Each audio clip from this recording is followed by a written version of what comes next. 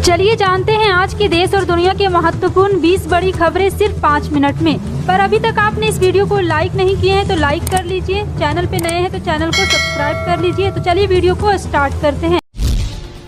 विरहत बेंगलुरु महानगर पालिका ने शुक्रवार को आदेश जारी किया है, जिसके मुताबिक 30 जनवरी यानी शहीद दिवस के दिन मांस की बिक्री पर पूरी तरह से प्रतिबंध रहेगा।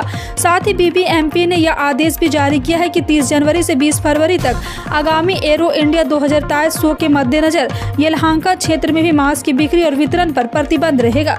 ऐसा इसलिए किया जा रहा ताकि एयर शो के पक्षियों को टकराने से रोका जा सके। यदि कोई इस फैसले का उल्लंघन करता है तो उसके खिलाफ कानूनी कार्रवाई भी की जाएगी।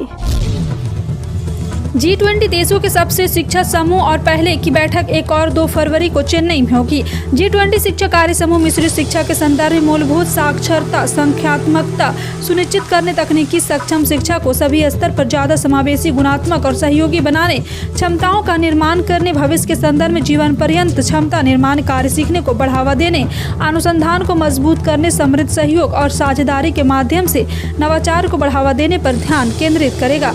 जी हाँ, आपको बता दें कि शिक्षा समूह की बैठक से पहले IIT मद्रास के रिसर्च पार्क में शिक्षा में डिजिटल प्रौद्योगिकी की भूमिका पर एक सेमिनार आयोजित किया जाएगा।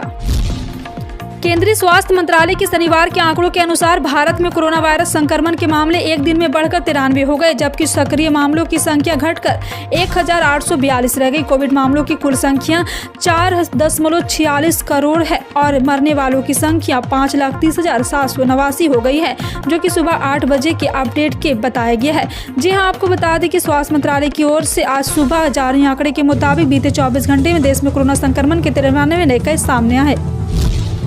प्रधानमंत्री नरेंद्र मोदी शनिवार शाम दिल्ली के करियप्पा परेड ग्राउंड में राष्ट्रीय कैंडिडेट कोर यानी कि NCC की वार्षिक रैली को संबोधित करेंगे।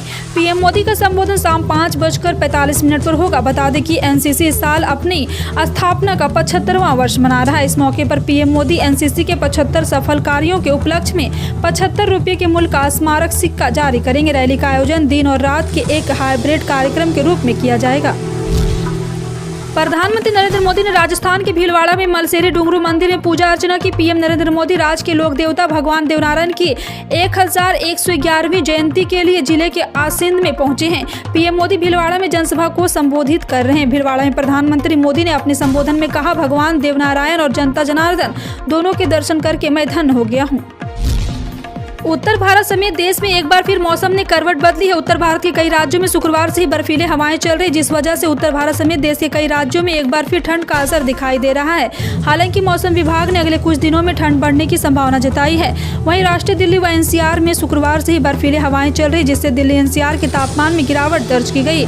मौसम विभाग के अनुसार बर्फीली हवाओं के कारण राष्ट्रीय राजधानी के तापमान में गिरावट दर्ज की गई है। असम सरकार सोनितपुर जिले के 5 विधानसभा क्षेत्रों के 60 और गांवों के शामिल करके बैटलोड प्रादेशिक क्षेत्र का विस्तार करेगी। 74वें गणतंत्र दिवस समारोह के राज्य स्तरीय कार्यक्रम असम के मुख्यमंत्री हेमंत बिस्वा शर्मा ने गुरुवार को कहा है कि बोडोलैंड प्रादेशिक क्षेत्र में ढोकिया, जोली, सूटिया, विश्वनाथ बेहाली के गोहरपुर नामक विधानसभा क्षेत्र में बोडो बहुल गाँव के शामिल किया जाएगा। अंतर्राष्ट्रीय गैस बाजार में ऐतिहासिक उथल पुथल का दौर चल रहा है। कुछ महीने पहले तक रूस यूक्रेन युद्ध की वजह से $50 प्रति MMBTU और गैस मापने का मापक थी, जो गुरुवार को कुछ विदेशी बाजारों में $3 प्रति MMBTU पर आ गई है। गैस की कीमतें इस स्तर पर बनी रहती है कि यह भारत के लिए बहुत ही अच्छा संकेत है। देश की इकोनॉमी में गैस की हिस्सेदारी मौजूदा 6% से बढ़कर वर्ष 15% की सरकार योजना ठोस आकार कर सकती है। त्रिपुरा और मेघालय चुनाव की तारीखों को लेकर भारतीय चुनाव आयोग से भूल हो गई है। दरअसल पूर्वोत्तर के 3 राज्य त्रिपुरा, मेघालय और नागालैंड में चुनाव की तारीखों का ऐलान कर दिया गया है। इसको लेकर जारी तारीखों की एक प्रेस रिलीज में तारीखों में बदलाव कर दिया गया। हालांकि आयोग ने भूल को तुरंत सही कर भी लिया है। शुक्रवार को चुनाव आयोग ने त्रिपुरा, मेघालय और नागालैंड के चुनाव को लेकर नोटिफिकेशन जारी किया था। दिल्ली मेट्रो की एयरपोर्ट एक्सप्रेस लाइन के बाद अब DMRC पूरे मेट्रो नेटवर्क में नेशनल कॉमन मोबिलिटी कार्ड से यात्रा की सुविधा शुरू करने जा रही है। इसके लिए सभी मेट्रो स्टेशन के एंट्री एग्जिट पॉइंट पर लगे कम से कम 1 या 2 FFC गेट रिजर्व किए जा रहे हैं। इससे MCMC कार्ड को दूसरे गेटों पर लगने वाले यात्रियों की कतार में खड़ा नहीं होना पड़ेगा। कांग्रेस के पूर्व अध्यक्ष राहुल गांधी ने जम्मू कश्मीर के पुलवामा जिले के अवंतीपुरा से शांति शनिवार सुबह अपने भारत जोड़ो यात्रा की शुरू की है। एक दिन पहले पार्टी की ओर से सुरक्षा चूक का आरोप लगाने के बाद यात्रा को अनंतनाग जिले में अस्थायी रूप से रोक दिया गया था।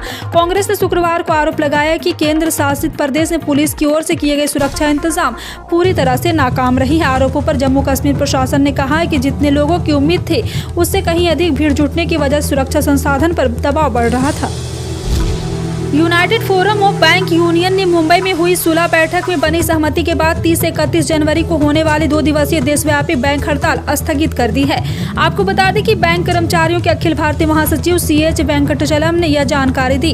वेंकटचलम के अनुसार भारतीय बैंक संघ 31 जनवरी को यूनियनों के साथ बैठक करने पर सहमत हो गया है। शुक्रवार को हुई सुलह बैठक में निर्णय लिया गया है कि 3 सामान्य मुद्दे 5 दिवसीय बैंकिंग पेंशन का अपडेट और पुरानी पेंशन योजना की बहाली पर 31 जनवरी को चर्चा की जाएगी। बागेश्वर धाम के पीठाधीश्वर धीरेन्द्र शास्त्री उत्तराखंड में है। प्रयागराज में 2 फरवरी को धीरेन्द्र शास्त्री का दरबार है। दरबार के लिए साधु संतों को न्योता देने के लिए वह हरिद्वार पहुंचे हैं। यहां पहुंचते ही उन्होंने वीडियो जारी करते हुए अपने आलोचकों पर निशाना साधा है। धीरेन्द्र शास्त्री के उत्तराखंड पहुंचने के बाद लोग यहां पूछ रहे हैं क्या वो जोशीमठ में अपना चमत्कार दिखाएंगे।